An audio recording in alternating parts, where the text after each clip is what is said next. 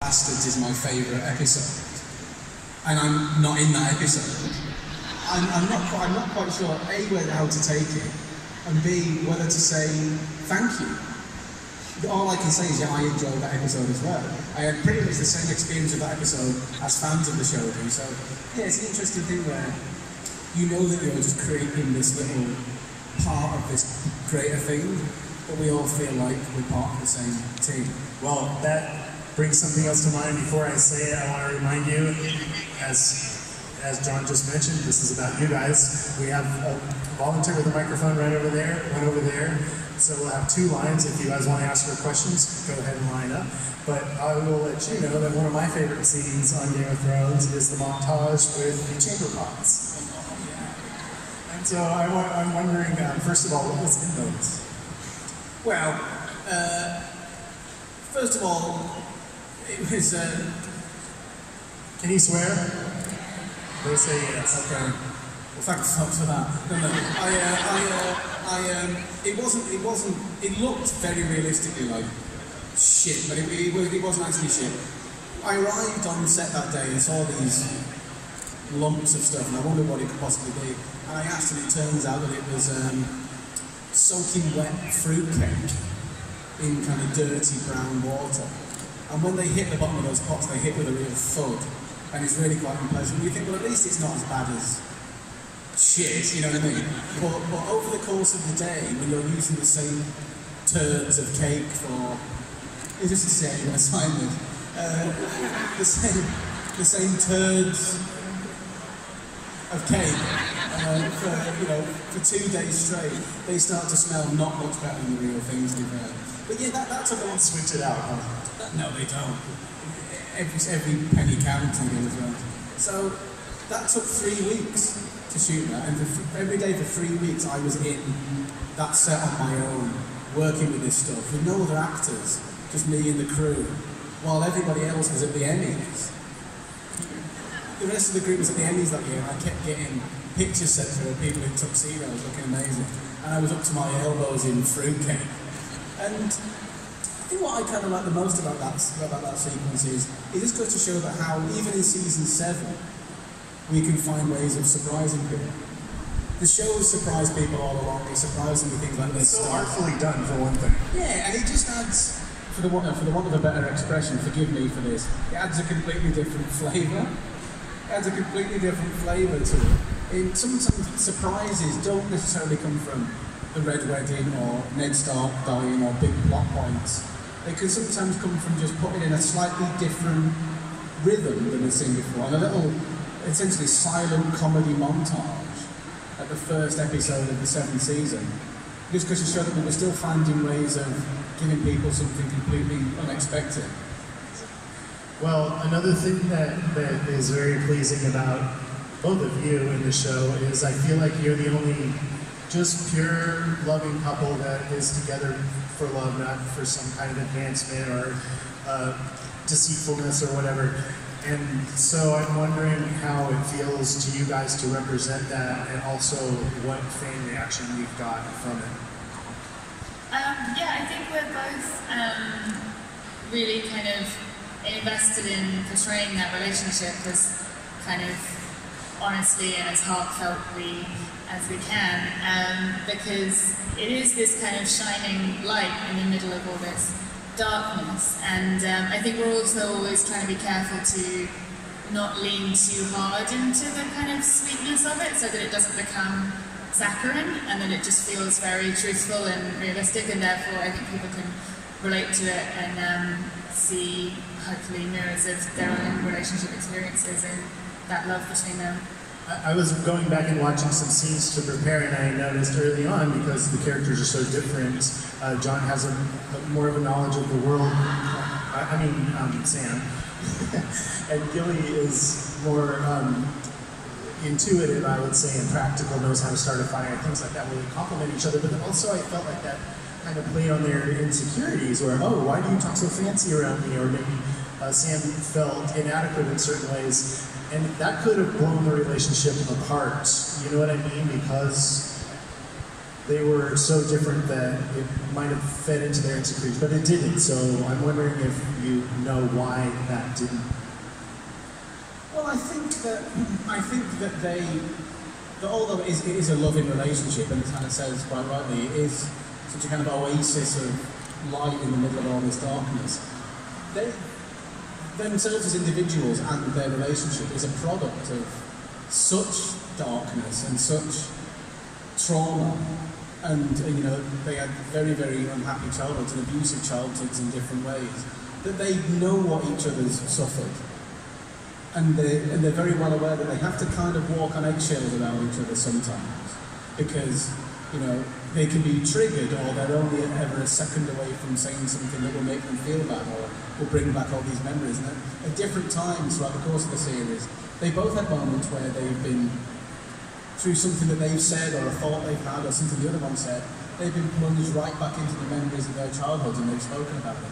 And they've opened up to each other about it, about the trauma that they had as children. So I think that the thing that kind of saves them is the fact that there's a kind of implicit understanding of how much suffering the other one's endured.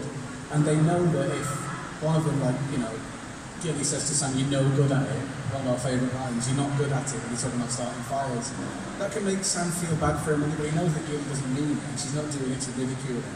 I think Sam's had enough ridicule in his life to know when ridicule is intended and when it isn't. It's just straightforward. Yeah, it's just about how they treat each other very sensitively with kid gloves, because they know themselves how important it is, how important each other is in their own lives and healing the wounds of the past.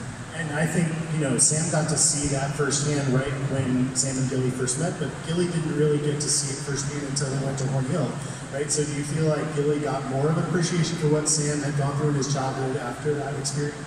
Yeah, definitely. I mean, I think they did have a conversation about fathers before that. They have a conversation in season 3 where they talk about the prospect of naming the baby Randall. And then Gilly kind of immediately gets that Sam not wanting to do that. She says, you know, "Is your father cruel like mine?" And he says, "A different kind of cruel, I suppose."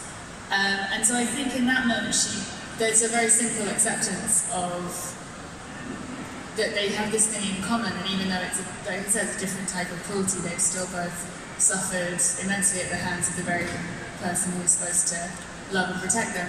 But I think seeing Randall in person, and also then seeing Sam unable to stand up for himself, when Gilly's come to know Sam as being this incredibly brave human being, to then see him unable to stand up for himself, I think really drives home how damaging that relationship has been. I love when she said something like, "He doesn't know you, he doesn't know what you really are." I think in that scene, you know, you've heard a lot about this character of Randall that's been a kind of shadow hanging over Sam for as long as we've known him in the show. And that kind of trauma affects him every time he opens his mouth, affects every action that he makes. And I think you only really begin to contextualise Sam when you see Randall. Everything actor did such a good job of playing a total dick. It's a complete dick. And everything about Sam makes sense when you see that scene's about 5 minutes long, 10 minutes long, and it's uncomfortable to watch for 10 minutes. But when you think of that's 10 minutes. Him back and stole the sword. And just I think in terms of Sam's relationship with Gilly as well, and in terms of Sam's relationship with baby Sam in particular, I think Sam and Gilly both are acutely aware of what a bad dad is. And I think that Sam wants to kind of get some kind of equilibrium back by raising a son, to all intents and purposes a son, and raising him right. And I think if he feels he can raise baby Sam in a healthy and loving and productive way, that'll kind of put a lot of his own trauma to rest. I'm being incredibly selfish. Let's let you guys ask some questions. Do we have a question over here? Say your name and where you're from. No? You don't have questions? Oh, anybody over here? No? Don't you guys want to ask some questions? Line up. Oh, we got one. Okay. Good. Hello, so I'm Vicky, I'm from Trowbridge. Hi, nice to meet you. Hello. So I have a question. Do you have, personally, do you have a favourite place to film, and you think, like a place you love filming, a place you hate filming? What are your perspective like?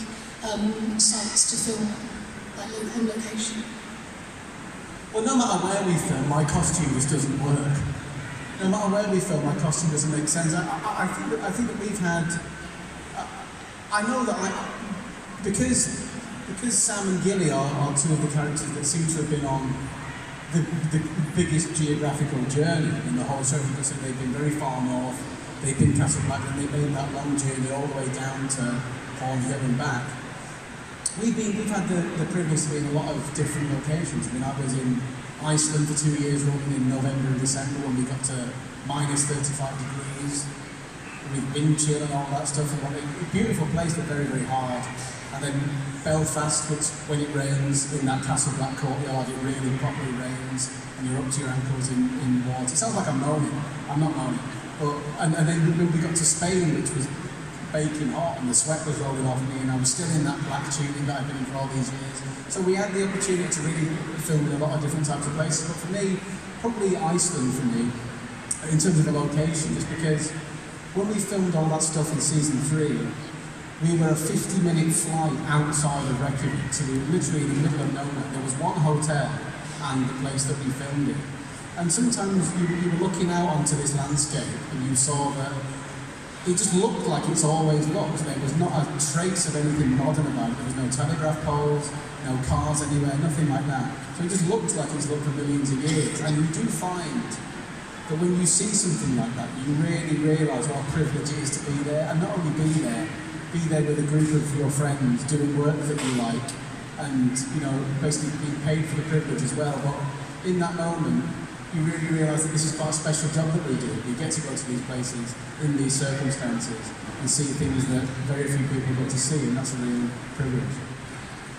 What's like the most spectacular thing that you guys, maybe natural landscape that you've seen during this? Just a kind of illustration of how spoiled for choice you are in Iceland. One day, just in terms of the beautiful locations, one day, the location that we were going to film on, we couldn't get to because we were snowed in. The roads were blocked with snow. We couldn't get to the location. And it was the location for the scene at the end of season 2, where Sam hears the 3 horn blasts for the first time to know that White Walkers are coming and they all flee. So we were going to film that in a different place to where we filmed it. But we said we can't get onto the location, so we're going to have to try and find somewhere else to film it. And literally, just round the back of our hotel, about say 100 yards from our hotel, was that location where we filmed that. And it was a great big icy cliff face, and lots of snow drifts and lots of beautiful landscape. And that was 100 yards away. And when you see that on the screen, if you see it on the screen from a wide shot, our hotel is literally just an inch out of the shot. I could see my room from where we were filming. And when you get something like that, you do start to think, this is a seriously beautiful place. Where how beautiful would the location that we couldn't get to have been if we're forced to film somewhere this beautiful and it's just literally on our doorstep? It's amazing. Is it easy to tune out all of the cameras and technology of the current day and just imagine yourself in that world, or is it hard? I do think it is, yeah. I think because our production team creates such an incredible, complete world in so much detail, and so the cameras are kind of 5% of what you're looking at. When you're on the Castle Black set, that's all there. None of it's CGI, it's all there for real. And I also think kind of talking about the most spectacular things we witness, for me it is the work that has been created by our crew. It's the stuff around us that doesn't exist, that's been sort of dreamt into being by their imaginations. And like in the library scenes, every single book that we're dealing with has actual text in it, and you can get lost kind of reading those, and they make sense, and they're about the sort of history of the show. They're not just gibberish. They wrote the histories of the show? Yeah. Wow. It's amazing. So yeah, it's such a complete world that you're operating in, that zoning out a few cameras and a boom operator is not that difficult. That's awesome. It sounds like so much fun to be in that environment. Okay, we do have something here, right? Hi, so obviously a year ago you finished season 8, but for us season 8 is just upon us, and I'm sure you've been sworn to absolute secrecy, so I'm not going to ask anything, but I just wanted to know, out of all the theories you've probably heard over the years, what was the craziest or your favourite theory about sort of how Game of Thrones would end, or something in Game of Thrones? So I have a very favourite theory that I don't know how many of you have heard, probably a lot of you, but the Varys is a mermaid theory has long been my favourite. Just because I sort of don't know where it comes from and why. And also me and John did press with Conleth one year and he kept getting asked about it and he started to get more and more annoyed. And eventually went, it's just silly, I think it's just silly. So yeah, that's my personal favourite, and I hope that season 8 will reveal it to be true.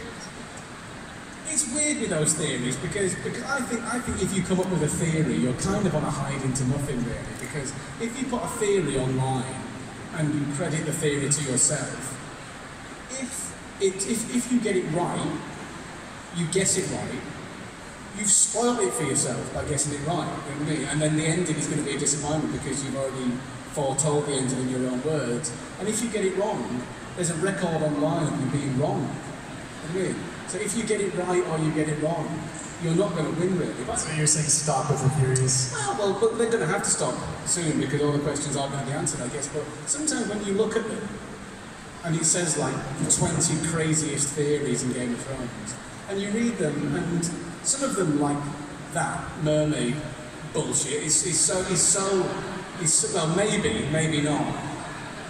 So bizarre and wide of the mark, you think it actually bizarre. And some of them, I'm not going to say which ones, some of them probably get a bit closer to the truth. And some of them veer slightly more closer to how it's going to be, and you think, that's a bit worrying, but as long as the more credible ones are buried in amongst all the bullshit, they're never going to really see the light of day. But I think it's a great testament to George's imagination and the kind of scope of the world and the work that everybody's done to create this, that there are actually so many theories that make sense. So many are credible, so many are psychologically valid, so many are appropriate for the characters in the world that you think, God, this could go any number of ways. And that's a great sign of writing that's got a lot of time invested in it and a lot of detail, where so many characters could do something next that would affect the entire narrative. And I think that's a great testament to the imagination at work in the writing room. So what would be the very worst ending for Game of Thrones? Sam on the throne? The very worst, he said. It's hard to hear up here. Yeah, no, it's I don't know. I mean, we were speaking about this just recently, that you try and avoid spoilers all the time. As Hannah said quite rightly backstage, even if you were to say what definitely doesn't happen, if you were to say something that you consider to be the worst thing, just by the fact that you've said it means that that's not going to be the ending. So that's a kind of spoiler in itself. Yeah, absolutely, yeah. But I think that when people have often said, what was your reaction when you read the final scripts? Were you excited? Were you ecstatic? Were you a bit disappointed? My main reaction was just one of really intense relief. Just real relief that it wasn't going to be an ending that we were going to be ashamed of. Because a few shows, naming no names, they've been great all the way through, and at the end they just slightly let people down. And we just don't want to be that. And also we don't want to be doing stuff like this. We don't want to be doing press and promoting the show and having to be a bit like, we're actually disappointed. So we were just greatly relieved that it was going to be, we don't have to do that. We can go out and tell people we're proud of it and mean it. And, this show's never really bothered itself with keeping people happy. Ned Stark dying, Red Wedding. What? Red Weddings, they don't make people happy, but they make people satisfied dramatically. So people say, are we going to be happy with the ending? I don't know, because I don't know what you want, and I know that lots of people have lots of different ways that they want it to end. I won't be satisfied if everyone's happy. That would just not be Game of Thrones. What you will get is a satisfying ending. If it's not the ending you want, maybe think, even though it's not the ending I would have chosen, it's the right ending. You know, because nobody would have wanted Rob and Catelyn and all those people to die in season 3. Nobody would have wanted that. But it's created one of the most iconic moments of TV ever. So maybe the White Walkers just freeze everything and take over. Oh, he's done it. I forgot. Let's go to another fan over here. Hi. Hi, my name's Liam, I'm from Scotland, and I was going to ask, if there was one character that you could resurrect, who would it be and why? I think for me it would be Catelyn Stark, because she was just one of my favourite characters, and I really think that those girls deserve to see their mother again, and I think it's so awful that she was so taken away from them. Yeah, mine's not that far away from that. Mine would be Rob Stark, just because I think the heartbreaking thing about this show is that characters, like real life, characters tend to be alive right up until the very second they're dead. You know what I mean? Sometimes you don't see it coming, and with Rob, you just got an impression all the way through that he was going to be the guy. He was the guy with his heart in the right place. He was the guy who did things for the right reasons. You know, the whole thing with, you know, didn't want to marry the Frey girl because he believed in love first and foremost. He didn't want to be part of the system. He believed in following his heart and doing things for the right reasons, doing things for love. And when you get somebody like that, you think, oh, they're our hero. And they're the guy who's going to go. He thought he would avenge his father. Yeah, and you just want him to do that because he's fueled by righteous, kind of a sense of revenge and a sense of what's right and wrong. So you think he's going to be the guy who's going to take us through this. He's going to be the moral core of this. And then he died, and you're suddenly without your moral nucleus. And so I'd like to. I think Rob had so much unfinished business, and I think I'd like to bring him back to life so he could finish some of that business. But then again, like you were saying before, that's one of the great things about Game of Thrones is it subverts our expectations like that. Yeah, that's why I'm not writing it. Who would you pick? I don't know. Ned Stark? Yeah. Good shout as well, actually. That's a very strong. Thank you. Over here. Hi, I'm Julia from Ireland, and just want to clarify that this question is very hypothetical. I'm not fishing for spoilers here. But Get right into the mic so we can hear you again. yeah, so if Sam or Gilly could get the Iron Throne and had the chance to accept it, would they, and what would they do differently?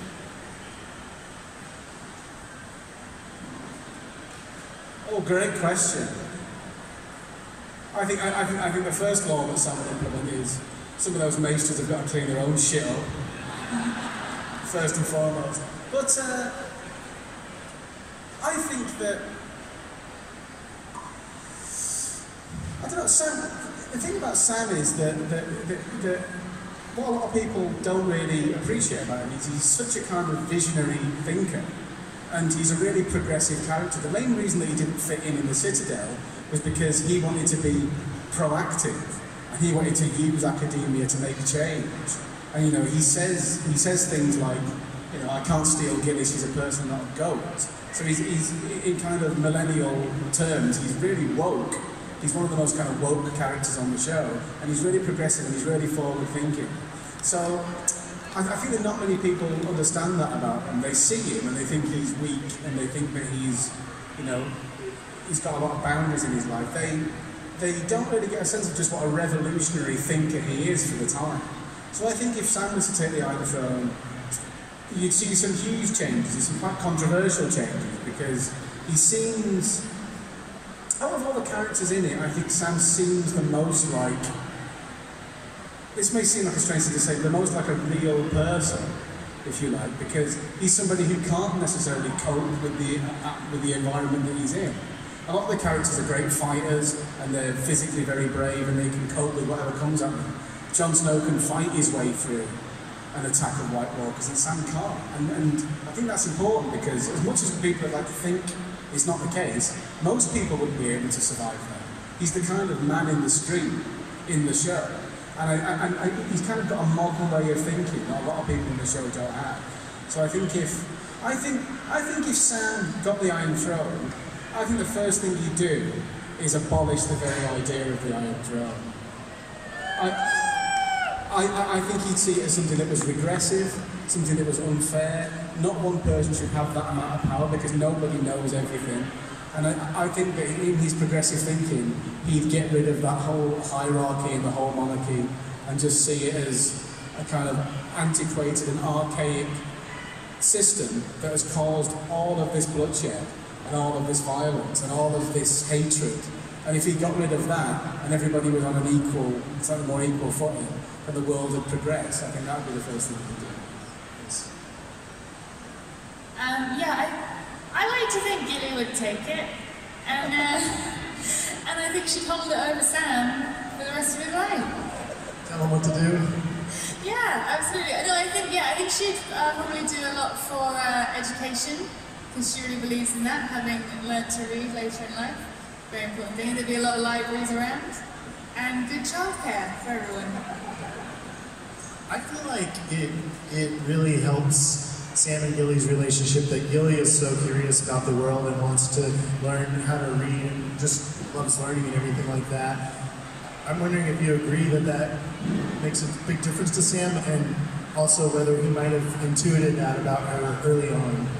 I get a sense on some level that Sam's actually quite threatened by Gilly's progress when it comes to learning and reading and writing, because as you said before, Gilly's got the practical side of things nailed down. Gilly can light fires, Gilly can skin rabbits, Gilly can do all the practical stuff that keeps them alive, and Sam's the academic, the reader. I think Sam's never going to be as good at lighting fires as Gilly, but as Gilly starts to learn how to read, a lot of Sam's currency is disappearing bit by bit. So I think that he's pleased that she's reading, but I think that he's very keen to stake his claim as the of the clever one of the two. And that really came through when he ignored as she was discovering this key piece of information. Don't mention that. people really. But I mean that was a moment that when we think of people tend to watch Game of Thrones in groups. They watch it like sport almost. And when I read that, you have to be quiet. Yeah, exactly. And when we were filming that, I got the sense that people are going to go crazy over this moment, because when we filmed it and Hannah was talking and Gilly was talking, and then Sam just cuts her off, ignores her, and goes into this big long spiel about how he's fed up at the Citadel, blah, blah, blah. That could have been the last time anybody ever finds that out. That really could have been it. That lost very vital piece of information could have just turned up then and never come back. And I think when people realise what's happened and realise that we've glossed over it and Sam's not acknowledged it, that could have been the last possible opportunity for John to find out who his family are. The only thing I think positive about that, in a storytelling sense, is that I don't want my characters to be perfect. And that showed a bit of imperfection on his part. I think that monologue about how he's sick of being there and sick of wasting his time, and he feels like he's wasting time with all these, regressive people who don't want to be proactive, who don't want to progress. That's one of the very few times that you see Sam really angry. And he's really raging there. And he's raging for all the right reasons, because he thought the Citadel would be the place where he belonged. He'd been trying to belong his whole life. He has this idea in his head that the Citadel's the place, gets there and finds out that he's not accepted there either. So I think that you can forgive him a little bit of rage about that. And you don't see him angry very often, and sometimes it's good to let off steam. But you do think, not now, mate. Okay, over here. Hi, I'm Richard from Sussex.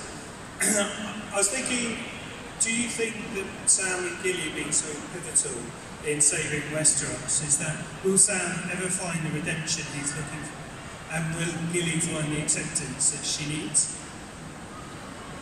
I kind of think Gilly's already found the acceptance she needs, because I don't think, when you look at the environment that she came from with her father, it was such an awful place. The fact that she even managed to escape and save baby Sam's life in doing so was sort of beyond her wildest dreams. None of the other Craster's daughters ever achieved anything like that. And then I think you just see her whenever she's with Sam and the baby, when they're together as this little family unit, she's just so happy. That's kind of that's the acceptance that she was craving, that's the safety that she was craving. And so I think that she's sort of already she's already achieved everything she wants to achieve. Yeah, I think in terms of acceptance, Sam has been looking for acceptance his whole life. He wasn't accepted at home, wasn't accepted at Castle Black, wasn't accepted at the Citadel. So now I think he's starting to realise for the first time that being accepted by these institutions isn't really important, and he's been wasting his time trying to be accepted. I've often said, in the last couple of seasons, Sam's worked out that it's better to be loved by 2 people than accepted by hundreds of people. I think he's found his place. His place isn't in a system, his place is in his family. And he's got a family for the first time, and he's seen how important that is. But in terms of Sam's, the effect that Sam could have on the final result, the interesting thing about Sam, especially in conjunction with Bran, is that those two are interesting because they have very unique skills that only they have. Lots of people can fight, lots of people in the show can swing a sword and brutalise people and can survive physically in a war zone. What you get with Sam is you get the only progressive academic in the show who can apply knowledge for the greater good, and you get Bran, who's got all his crazy shit going on, and he's the only person who can do that. So what you get between them is you get a really unique set of skills that nobody else has. So I think that, violence isn't necessarily the be-all and end-all. I mean, Jon Snow's tried violence in the past against White Walkers at Hardhome, for example. Violence doesn't necessarily work against those guys. You have to think of it from a different perspective and use a different set of skills. So I think Sam individually, but especially Sam and potentially Bran as an ally, those two are pretty formidable force, I'd say. Absolutely. One thing I love about Gilly on the show is that, the wildlings are considered by most of the denizens of Westeros as these savages and they're all considered the enemy, but nobody really knows them. And so when we get to know Gilly, we see that, she's a lovely person, she's completely relatable. And so I'm wondering if you hope that people watching kind of take that message and think, maybe these people that I thought were one way might be, different. You mean in terms of taking that message into how we think about... just people that, people that from other countries or that we don't know. Yeah, well, I definitely think, I think there's a very interesting, it's very interesting to think about the wildlings as sort of refugees in a sense, which they are, and that's, we did some work a couple of years ago with the International Wrestling Committee for that very reason, because it felt such a natural fit with the show to think about having compassion for people who need to come somewhere for safety. So yeah, I definitely think that's something that is an important aspect of our show, and I think it would, despite the show being set in this kind of medieval fantasy world, I think the lessons it teaches are very basic human lessons that are very applicable to modern day life. Yeah, I love that. I think we have 3 more minutes, so maybe time for 2 more questions. Hi, over here. Hi, my name's Megan and I'm from Worcester. I was just wondering what your favourite episode or scene was to film. I think, for me, the killing of the White Walker in season 3 is probably that sequence and the sequence that immediately came before him, where as Hannah talked about before, they're talking about baby names, and then suddenly they hear this stirring outside, and then Sam ends up killing the White Walker. I think I like that because that was the first time I'd approached anything like action. There'd been a lot of talking from Sam in kind of season 1 and 2, and then we get to this point where he kills this thing that nobody thought could be killed, and he doesn't purely on instinct. And I think I like that because of the action element and how well it was directed, and getting to work with prosthetics and stuff, and getting to work on night shoots, which is always strangely exciting for some reason. And I think that moment is such a pivotal moment for Sam, because that's the moment where Sam first acts on instinct and acts on his gut, and he's been told he's a coward from the day he was born. And if you hear something for so long, you believe it. But the difference in that moment is the people he loved the most in the world are threatened. He needs to act quickly and act from his gut. And because of that, he hasn't got time to remember that he's a coward. He forgets that he's a coward, and he acts bravely, he acts instinctively because his instincts are to be brave. And I think that that's the first moment where Sam and the audience first start to realise there's actually a brave guy in here somewhere. And I think that's such a pivotal moment, and that's carried on from that moment all the way to, you know, where we are now. And that's one reason why Gilly and Sam are so great together, because they bring out these great qualities, right? Who knows if he would have acted that way if he was alone?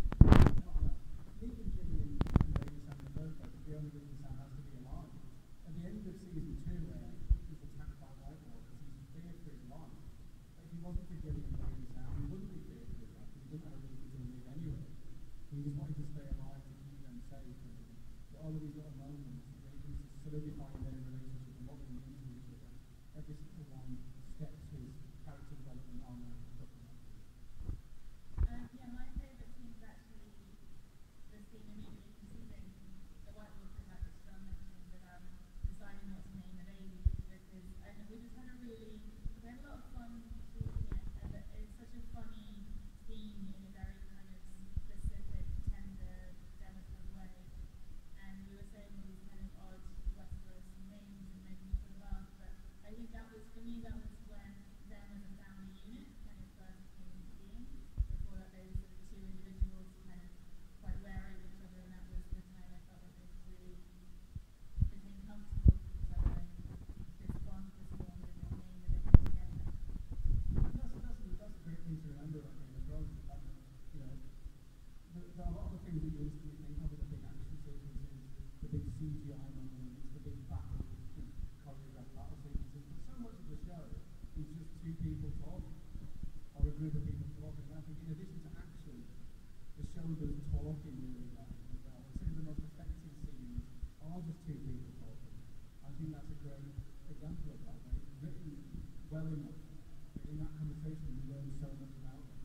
And I think that the show excels in that as well as the picture. The White Walker thing is really cool too. Really cool. No, absolutely. No question about it. Okay, let's do one more question. Bring it back. Hi there, my name's Liv. Hello. From Brighton. I just have a question for John. I was wondering what it was like to film the scene with Coramon, where you're moving the grayscale. It was disgusting. It really was. It was disgusting as it looked, because there was very little added to that in post-production. There was no CGI. It was literally a rubber kind of, a very thick kind of skin-tight rubber coating that poor Ian had to go over his body all day. And Ian got up at like 2 in the morning to get that prosthetic put on him, and then I joined at 8 o'clock and I bounced in, morning Ian, and Ian had been up for hours already getting it put on. And but the bit where that I knew was going to really affect people, there was a moment where I had to make the first incision into the rubber, and just behind the camera there was a guy with a bucket of white gunge, like white pus gunge, and he was sloshing about in his bucket, and it was really thick. And he said, right, and we're going to count 3, 2, 1, and on 1, you're going to put the scalpel into the rubber, and I'm going to go like that with the pump, and as you do it, this pus is going to shoot out of this open wound. So I was like, okay, fine. We got it all set up, we did it, and as it came spurting out as I opened it, I was really genuinely sick. It was as bad as it really was as bad as it was. And you know, Ian had a long day that night, and you know, when you're playing pain and agony, it's really, really exhausting. So I was very careful to give Ian a few moments to, you know, rest up in between shots. But it was one of those days where you know, we have such a big team working on the show, and camera people and lighting people. But when the prosthetics people come in and we see the work that they do and their contribution, you really get a sense of this really is a huge team effort. And so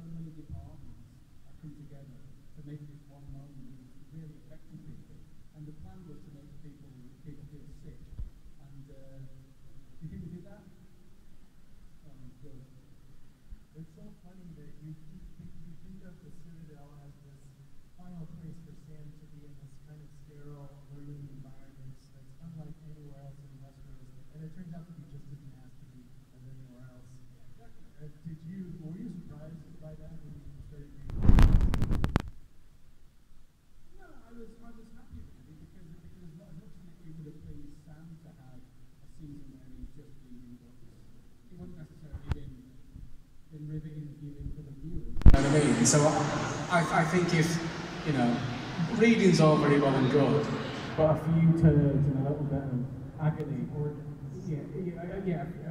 few autopsies and a few livers being slapped into your hand, none of that is any harm, really. That's an amazing note to end it on. Thank you so much, you guys. We really are happy to have you here. Let's give them a big hand.